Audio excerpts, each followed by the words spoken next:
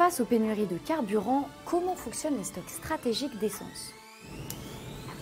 En fait, depuis plusieurs années, l'État impose aux pétroliers de détenir des stocks d'essence. Et ces stocks peuvent être débloqués dans le cas d'une urgence, en cas de grève ou en cas de pénurie. C'est pourquoi les vannes des stocks stratégiques ont été ouvertes ce week-end afin d'alimenter les stations-service et répondre en partie aux difficultés d'approvisionnement des consommateurs. Alors de quand date la mise en place de ces stocks?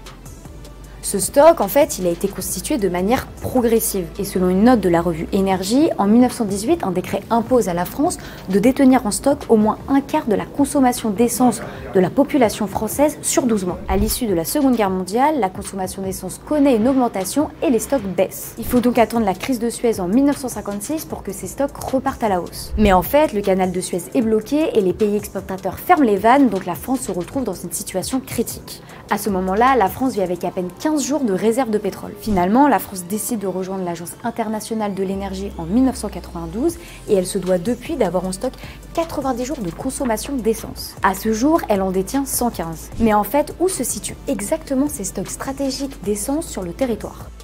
En fait, pour des raisons évidentes de sécurité, le détail de l'implantation des stocks n'est pas connu. D'après ce que l'on sait, 89 sites sont recensés sur le territoire. Parmi eux, 8 sites sont positionnés à proximité des raffineries et 80 autres sont positionnés sur des sites commerciaux par des entreprises pétrolières. Enfin, le site le plus fourni se situe à Manosque, dans les Alpes de Haute-Provence.